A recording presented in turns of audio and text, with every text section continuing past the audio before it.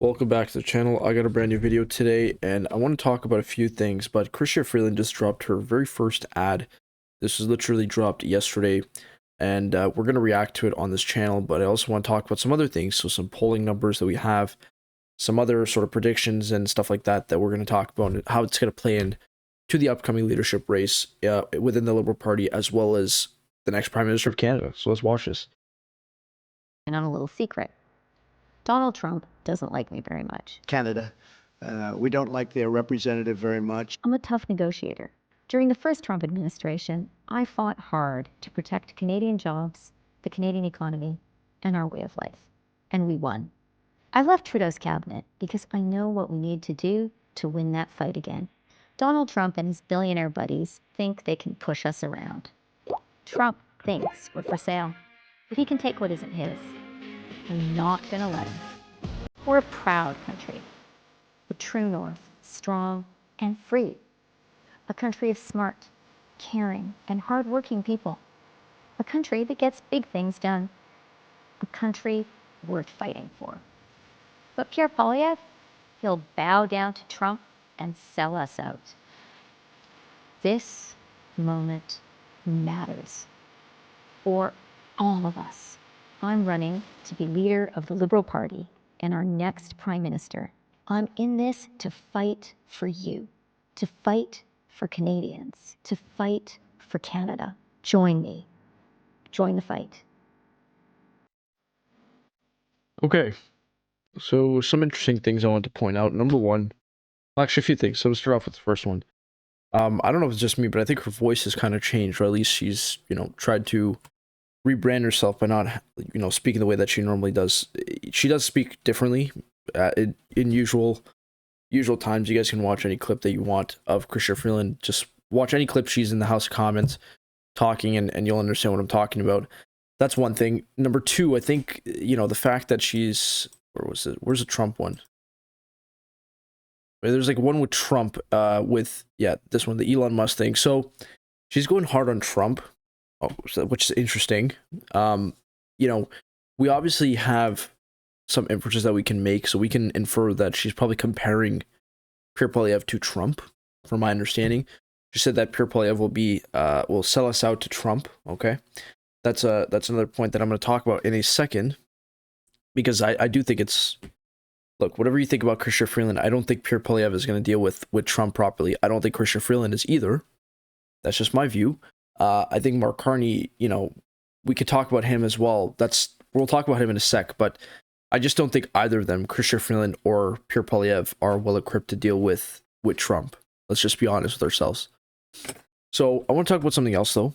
So we're moving on to some new poll numbers. Main Street Research just dropped a new poll. This was 2 days ago, and it is the newest one that they've updated. And in this poll, they have the Conservatives polling at 45%, so still down about 3 points or 2 points from where they were before. We have the Liberals at 26.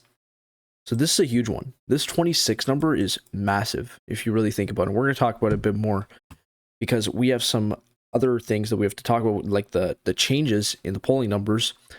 So for this poll, for this research, Main Street Research poll, there were other polls from Ipsos, Nanos, Abacus, all those guys. And they essentially, if you consolidate all the polls, if you aggregate all the polls, there was a 29-point difference between the Conservatives and the Liberals. And this Main Street Research poll is now showing a 19-point difference, which is a 10-point difference from what it was before. So, and that's only been in 3 weeks. They don't even have a leader yet, the Liberal Party I'm talking about. So when you don't have a leader, and you've gone up that much in the polls. By the way, I do want to note, though, that they did take a lot of that vote share from the NDP. They took some from the Conservatives, but mostly from the NDP. But I'll tell you what, this vote share that they're going to take from the NDP is going to dry up soon. And the only people that they could steal votes from, or at least steal percentage votes from, is the Conservatives after that point. So the Conservative Party needs to realize, Pierre Poilievre especially, this is sort of a message to him and his people. You guys really have not been doing a good job of getting enough exposure while the Liberal Party is figuring their stuff out. Trust me. And I'm making the statement right now. When the Liberal Party gets a new leader, it's going to be a completely different game. You're going to see something that's never been done before. You might even see the Liberals trending in a direction where they can actually limit the conservatives to a minority. This is not a radical thought. It's just the truth. The Canadian people, I'll say this, I've said this before, I'll say it again. I'm going to say it every single time. The Canadian people do not have an issue with the Liberal Party of Canada. Okay? The Liberal Party of Canada of the 1990s, the Liberal Party of Canada from the early 2000s, is not the Liberal Party of now. I agree. However, the people had an issue with Justin Trudeau. And now that Justin Trudeau's out of the picture, it's a completely different story. Now, Polling Canada, which is a pretty reputable source, they show all the polls for, they do a bunch of things. So they do 330 Canada, obviously. They cover that kind of stuff. They cover Polywave. But they also do other things like, oh, would you like to join the U.S.? Or who do you think is going to be the next Liberal leader? So in this case, it did, who do you think is going to end up winning Liberal leadership? And they said, or at least their users and their subscribers said Carney is most likely going to win with a almost 69% chance of winning, which is pretty big if you really think about it. And that's not really much different from our friends at Polymarket, who have the Mark Carney camp at a 66% chance of winning the leadership. Now, I do want to note he has gone down a bit since he announced his run. But then again, this change that happened right here was when Chrystia Freeland announced that she would run. So I think that was just probably the biggest question mark there that was giving Mark Carney such a boost, because he announced on the 16th. So if you take a look right here, he's at 77. He went down ever since because it was being reported that Chrystia Freeland would run as well. So obviously that's the reason why he went down a bit. At the same token, he's still up. He's at 66% chance of winning the leadership. So Mark Carney will most likely be the next leader of the Liberal Party and the next Prime Minister of Canada. That's a fact. Now, what we want to talk about next is the next Prime Minister of Canada after the election. So this is an interesting one, because I do think that there is some stuff that we need to break down here. If you take a look right here, when this Polymarket thing started, this Polymarket bet started, I do want to note, by the way, Polymarket is obviously not the most, it's not like a pollster. They don't actually ask people about what they think or who do they think they're going to vote for and stuff like that. So this is just still a betting market at the end of the day. However, I do want to note that the betting markets were pretty accurate for Trump in the 2024 election. So they've shown us that they can be accurate at times. Definitely not the main source of information I'm going to get it from. I just want to cover it because I think it's worth noting, because there's about a 1.2 million worth of wagers that people have put on this specific one. So you take a look right here. Pierre Poilievre started at 92%. He went up to 92% chance of becoming the next Prime Minister of Canada after the election. This is after the election, whenever it happens, whether it's in June or October. And take a look where he is now. He's at 84%. So I don't want to read into this too much. I mean, it's only been 2 weeks since this has started. About 3 weeks, actually. And I don't want to make it seem like this is a bigger deal than it is. But at the same token, going down to 10% chance of becoming the next Prime Minister, when your biggest adversary, who is Mark Carney, frankly, at this point, it's not going to be Justin Trudeau. It's not going to be Chrystia Freeland, obviously. Well, it could be Chrystia Freeland, but I don't think it's going to be. It's probably going to be Mark Carney. So when your adversary is actually gaining and is taking votes from you or taking percentages from you, I don't know. Maybe that's a cause for concern. Maybe it isn't. You guys let me know. And I want to hear what you guys have to say in the comment section, because I think this is definitely an interesting conversation to have. Is Pierre Poilievre at risk of potentially losing his majority? Or, I'm not going to go that far in all cases, or is he at risk of losing his supermajority? And by supermajority, I'm talking 240 seats plus, because that's a supermajority by any standard in this current formation that we have in the House of Commons, with 343 seats in the upcoming election. One last one I want to show. Oh, sorry, this is the same one. One last thing I want to show was actually this. So Polywave, obviously, we could look at individual ridings. I want to talk about a few ridings specifically. So Burnaby Central, Jagmeet Singh's riding, and I gotta say, man, it's been getting worse and worse for him. You know what? Jagmeet Singh, unfortunately, here's the thing that Jagmeet Singh miscalculated, and this is the part that is probably going to shock some of you guys, but you guys shouldn't be, because it's probably going to happen anyways. Once the NDP starts to lose support, and I'm talking, serious amounts of support, like this Main Street research poll, the NDP was at like 19 in the previous one. So the fact that they're now at 13 is pretty bad for them. But anyways, if we go back here, I mean, he's losing his own seat by 8 points. That's the most amount of, that's the highest percentage that he's been losing his seat since this election season. So the Conservatives are now at 41% chance of winning Jagmeet Singh's seat. Now, let me ask you guys a question. Do you guys really think that Jagmeet Singh wants an early election if he is projected to lose his own seat?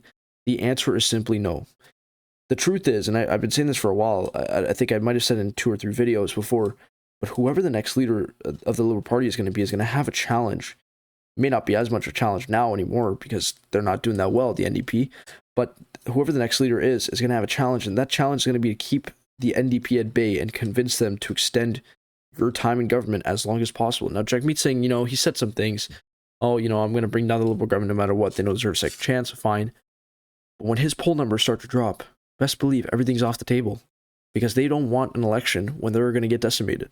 So the Liberal Party has sort of an advantage there, especially with Mark Carney, I would say more so than Chrystia Freeland, because the truth is, guys, look, say whatever you want about Mark Carney, but he does poll better for the Liberal Party than Chrystia Freeland does. The Canadian people are more willing to vote for Mark Carney than they are for Chrystia Freeland. It's simply a fact. Now, if we look at Chrystia Freeland's riding of University Rosedale, she is actually still losing it, but she has cut down the margin a bit. She was at 27, I believe, last time I checked.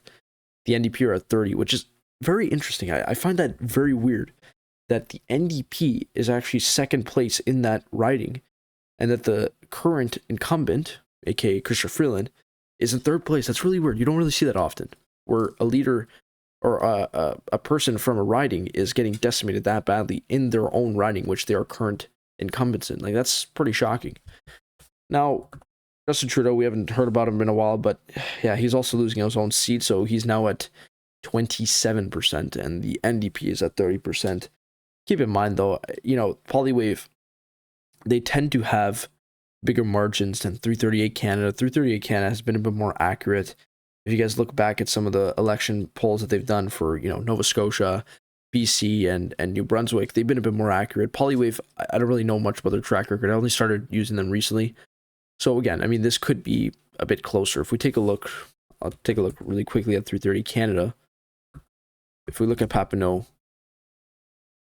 So yeah, obviously, take it with a grain of salt. I mean, they have him at 33 to 29 for the Liberals, not for the NDP.